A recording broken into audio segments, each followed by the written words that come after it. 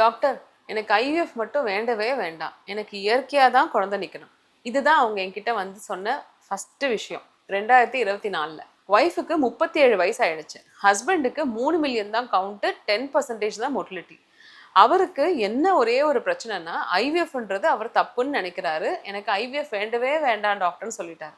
அவங்க ஒய்ஃபுக்கு நல்லா புரிஞ்சிருக்கு, ஏன்னா அவங்க நிறைய டாக்டரை மீட் பண்ணியிருக்காங்க. எனக்கு ஐவிஎஃப் பண்ணியாவது எனக்கு குழந்தை வந்தால் போதும் டாக்டர், எனக்கு 37 வயசு ஆயிடுச்சு. அந்த கவலையோடு தான் அந்த பெண்மணி என்னை வந்து பார்த்தாங்க.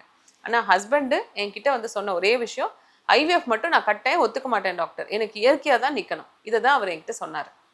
இந்த கப்பல் எங்களை வந்து ஃபஸ்ட்டு பார்த்தது மார்ச் 2024. அவங்க நான் இதெல்லாம் பார்த்து முடிச்ச பிறகு 2 பேருக்கும் விட்டமின்ஸ்லாம் கொடுத்துட்டு பிளட் டெஸ்ட் எல்லாம் எழுதி கொடுத்துட்டு டாக்டர் அருண்குமார் எங்கள் ஆண்ட்ராலஜிஸ்ட்டை போய் பார்க்க சொன்னேன். அவரை எக்ஸாமின் பண்ணிவிட்டு அவருக்கு எஃப்எஸ்ஹெச் வந்து 7 இருந்துச்சு வேல்யூ. ஸோ அது கிட்டத்தட்ட நார்மல் வேல்யூ. ஏன்னா 12க்கு கம்மியாக இருந்துச்சுன்னா கொஞ்சம் chance of sperm getting improved வந்து ஜாஸ்தி. அதனால் 12க்கு கம்மியாக இருக்குது அப்படின்னு சொல்லி நாங்கள் அவருக்கும் தைரியம் சொல்லி அருண்குமார் டாக்டரை பார்க்க சொன்னோம். அவர் அவங்களுக்கு இன்ஜெக்ஷன்ஸ் வீக்லி 2 கொடுத்து டேப்லெட்ஸ்லாம் கொடுத்து 3 months இதை எடுத்துகிட்டு என்னை வந்து திருப்பியும் பாருங்க அப்படின்னு சொன்னார். அவர் 3 மாதம் கரெக்டாக மெடிசன்ஸ் எல்லாம் எடுத்தார். அவரோட ஸ்பெர்ம் கவுண்ட்டு 3 மில்லியன்லேருந்து 7 மில்லியன் வரைக்கும் இம்ப்ரூவ் ஆச்சு. இது இம்ப்ரூவ் ஆகி என்கிட்ட வந்த அன்னைக்கு நான் அவர்கிட்ட சொன்னேன், 7 மில்லியன் வரைக்கும் இம்ப்ரூவ் ஆகிடுச்சிங்கப்பா, 20% மொட்டிலிட்டி இருக்குது, நீங்கள் போய் இந்த விந்தை ஃப்ரீஸ் பண்ணுங்கள், ஒரு 2 இல்லை 3 தடவை உரைய வச்சுட்டிங்கன்னா அதை சேர்த்து வச்சு ஐயுஐ ட்ரீட்மெண்ட் ட்ரை பண்ணி பார்ப்போம் அப்படின்னு சொன்னேன். உடனே அவருக்கு திருப்பியும் கோவம் வந்துருச்சு, கவலை வந்துருச்சு. அதோட வரவே இல்லை. 9 மாதம் எங்களை வந்து பார்க்கவே இல்லை. ஒய்ஃப் ரொம்ப தொந்தரவு பண்ணதுனால திருப்பியும் அந்த கப்பல் எங்களை வந்து பார்த்தாங்க. ஸோ ஜனவரி மாதம் 2025 என்னை வந்து பார்க்கும் போது அவங்கள திருப்பி ஒரு செமன் டெஸ்ட் பண்ண சொன்னோம். அதில் ரொம்ப ஷாக்கிங்காக வந்த ரிசல்ட் என்ன அப்படின்னா, கவுண்ட் 7 மில்லியன்லேருந்து 2 மில்லியன் 2% மொட்டிலிட்டிக்கு குறைஞ்சிடுச்சு. ஹார்மோன் டெஸ்ட் பண்ணி பார்த்தா எஃப்எஸ்ஹெச் 7 இருந்தது 15 ஆயிடுச்சு. ஸோ அவங்களுக்கே அந்த கஷ்டம் புரிஞ்சிடுச்சு. அந்த பெண்மணி அழாத நாள் இல்லை என்னை பார்க்கும் போதெல்லாம். அவருக்கு திருப்பியும் நாங்கள் அட்வைஸ் பண்ணோம், ஐவிஎஃப்ன்ற ஆப்ஷனை எக்ஸ்பிளைன் பண்ணோம், ஐயுஐ கூட இப்போ சான்ஸ் ரொம்ப கம்மி ஆகிட்டதையும் எக்ஸ்பிளைன் பண்ணோம். 2 மாதம் மாத்திரை போடுங்க, ஏதாவது இம்ப்ரூவ் ஆகுதான்னு பார்ப்போம். அவர் என்கிட்ட சொல்லிட்டே இருந்தது, லாஸ்ட் டைம் 3 மாதம் மெடிசன் கொடுத்தீங்க இல்லை டாக்டர், 3 மில்லியன்லேருந்து 7 மில்லியன் இம்ப்ரூவ் ஆச்சு இல்லை, திருப்பியும் நான் இப்போ ட்ரை பண்ணுறேன் அந்த மெடிசன்ஸை, திருப்பி இம்ப்ரூவ் ஆகும் அப்படின்னு நம்பிக்கையோடு சொல்லிட்டு போனார். 3 மாதம் மெடிசன்ஸ் எல்லாம் கரெக்டாக எடுத்தார். ஆனால் என்ன பிரச்சனை, ஒரு 10 பேர் செய்ய வேண்டிய வேலையை 2 பேர் தான் செஞ்சுட்டு இருந்தாங்க. அந்த டெஸ்டஸ் ஃபுல்லாக வேலை செய்யாமல் ஒரு கால்வாசி டெஸ்டஸ் தான் வேலை செஞ்சுட்டு இருந்துச்சு. அதை வேலை செய்யன்னு போன வருஷம் ஒரு 3 மாதம் மெடிசன்ஸ் கொடுத்துட்டோம், இந்த வருஷம் திருப்பி ஒரு 3 மாதம் மெடிசன்ஸ் கொடுத்துட்டோம். 3 மாதம் மெடிசன்ஸ் கொடுத்துமே அவர் கவுண்ட்டு 2லேருந்து 3 மில்லியன் தான் இன்க்ரீஸ் ஆச்சோஞ்சு, ரொம்ப ஒன்றும் இன்க்ரீஸ் ஆகலை.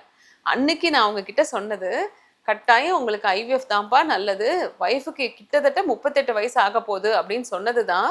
அதோட எங்கள் ஹாஸ்பிட்டலுக்கு வரவே மாட்டேன்னு ஒய்ஃப் கிட்ட சண்டை போட்டுட்டு வீட்டுக்கு போயிட்டார் அவர். ஒய்ஃபுக்கு வீட்டில் ரொம்ப ஸ்ட்ரெஸ்ஸு ஜாஸ்தியாக, இதுக்கு மேலே அவங்க கூட வாழ்ந்து யூஸே இல்லைன்னு சொல்லி வீட்டில் சண்டை போட்டுட்டு அவங்க அம்மா வீட்டோட போயிட்டாங்களாம். இதெல்லாம் எங்களுக்கு எதுவுமே தெரியாது.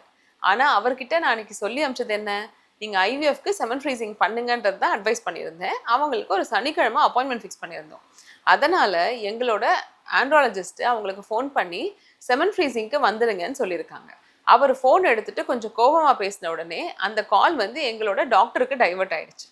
அந்த டாக்டர் அவங்கக்கிட்ட பொறுமையாக எடுத்து சொல்லி அவர்கிட்ட, ஏன்பா ஸ்பெர்ம் கவுண்ட்டு 2 மில்லியன் 3 மில்லியன் இருக்கும் போது எப்படி தான் இயற்கையாக நிற்க முடியும், இந்த மாதிரி கன்சீவ் ஆகிறதுக்கு சான்சஸ் இருக்குது அப்படின்னு அவர் ஸ்ட்ரெஸ்ஃபுல்லாக அவங்க ஒய்ஃபு வீட்டை விட்டு போன டைமில் சொன்னதுனால, அதனால் அவருக்கு என்ன தோணுச்சோ தெரியல, அவருக்கு தனி கான்ஃபிடென்ஸ் அன்றைக்கி வந்துருச்சு. அன்றைக்கி சாயங்காலமே போய் அவங்க ஒய்ஃபை கூப்பிட்டுக்கிட்டு திங்கக்கிழமை காலையில் 10 மணிக்கு என் ஓபியில் வந்து உட்காந்துருக்காரு. அவர் வந்து ஐவிஎஃப்க்கு ரெடி அப்படின்னு சொல்லிட்டாரு. அவங்க ஒய்ஃபுக்கு கூப்பிட்டு நான் ஸ்கேன் பண்ணும் போது தான் தெரிஞ்சுது.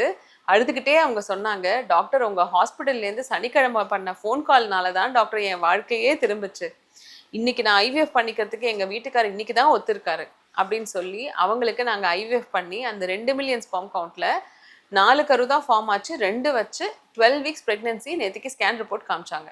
இந்த மாதிரி ஒரு சின்ன சின்ன பிரச்சனைக்கெல்லாம் நீங்கள் வந்து என்னன்னு சொல்லி டாக்டர்கிட்ட டிஸ்கஸ் பண்ணாமல் வீட்டில் போய் உட்காந்து உங்களுக்குள்ளார சண்டை போட்டுக்கிட்டு உங்களுக்குள்ளார கஷ்டப்படும் போது அது தீர்வாகாது.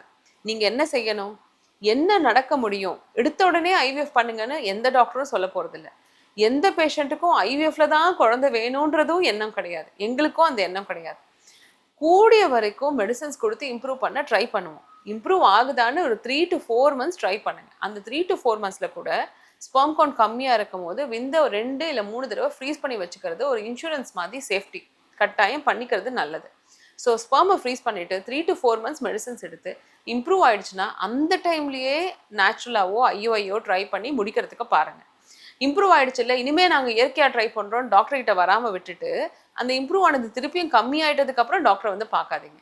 ஸோ ஸ்பெர்ம் கவுண்ட் 5 மில்லியனுக்கு கம்மியாக இருந்தால் நிறைய பேருக்கு ஐவிஎஃப்ன்ற முறை தேவைப்படலாம், அதுலேயும் இக்ஸின்ற முறை தேவைப்படலாம். ஆனால் அவங்களுக்கு அவங்க ஜெனட்டிக்ஸில் கட்டாயம் எங்களால் குழந்தை கொடுக்க முடியுது இந்த நவீன சயின்ஸ்னால. அதனால் பயந்துட்டு உங்களுக்குள்ளார சண்டை போட்டுட்டு இல்லாமல் ஹஸ்பண்ட் எல்லாம் ஸ்பெர்ம் கவுண்ட் கம்மியாக இருந்தாலும் உங்களோட ஸ்பெர்ம்ஸில் கட்டாயம் குழந்தை நிற்கும், பயப்படாமல் வந்து ட்ரீட்மெண்ட்டை எடுத்துக்கோங்க.